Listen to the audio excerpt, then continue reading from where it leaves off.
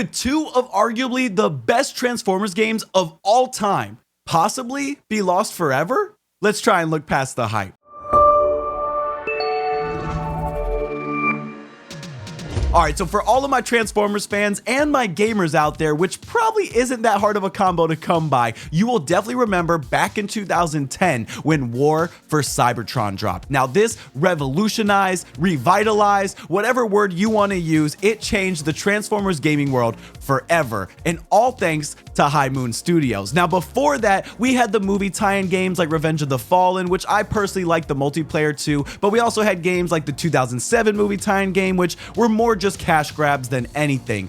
But like I said, that changed in 2010 when High Moon started developing and released War for Cybertron. This was the first masterpiece in Transformers gaming. This was a fan favorite and for a reason. Now, for those of you who don't know, War for Cybertron was originally released on PC, PS3, and Xbox 360 in 2010. It was developed by High Moon, and the game takes place in the early days of the war between the Autobots and the Decepticons. Now, this is something in most media we haven't seen, even the original cartoon, even in the movies. We don't get a lot of early Cybertronian stuff. It's usually on Earth and whatever. I mean, that's cool too. You like to see them on Earth, but I really liked the lore and all of the passion that they put into this video game. You even had campaigns where players could take on both factions, playing as the Decepticons and the Autobots. Now, you could do that in some of the other games, but it was the story and the gameplay that made this one special.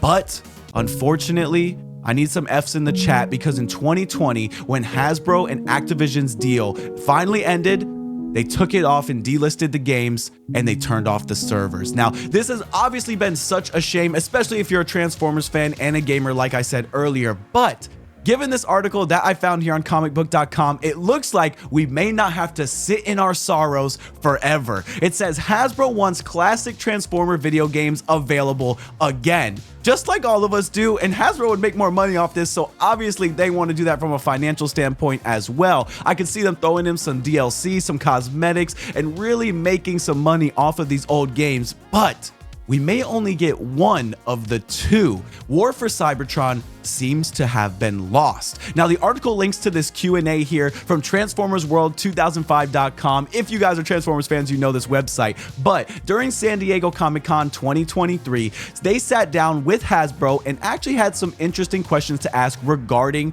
the War for Cybertron franchise. They said, is it possible to re-release the Activision Transformers games to coincide with Gamer Edition? And their answer is kind of shocking. It's good news and bad news, depending on which of the games is your favorite. They say, sadly, apparently Activision's not sure what hard drives they're on in their building. They've lost the hard drives for the Transformers War for Cybertron game. This is absolutely crazy. I mean, we know Activision's bad. We don't have to get into all of the actual bad stuff that's been going on behind the scenes, and they're a greedy company. We know that, whatever. But this is just crazy. I mean, to lose the hard drive and not even know where the game is, it just seems like Activision can always find a new low. They do go on to say here, hope is that now that the deal is moving forward with Microsoft and Xbox, that they'll go through all of their archives and every hard drive to find it all. Because it's an easy Game Pass ad. We want those games back up for people to have a chance to play. And I totally respect that. I mean, there's going to be younger people who haven't had a chance to play the War for Cybertron games and really just relish in their awesomeness and epicness and the beauty that is that series. But the fact that the hard drive is lost is absolutely crazy. There is a little bit more I want to touch on right here though. They do have a follow-up question that says, so do you have some of the game assets then? Because they kind of imply that in their last answer. And Hasbro goes on to say, we do, but it's very interesting. Fall of Cybertron, we have everything. So that's good news if Fall of Cybertron is your favorite, but if you like that OG War for Cybertron, it could be actually gone forever. Like, this isn't a joke. This isn't a clickbait title. They could actually not be able to remake this game and have the assets for it. They go on to say, War for Cybertron, we had to rip it ourselves because they could not find it. They kept sending concept art instead, which we didn't want, and we needed the CAD. So we booted up an old computer and ripped them all out from there, which was a learning experience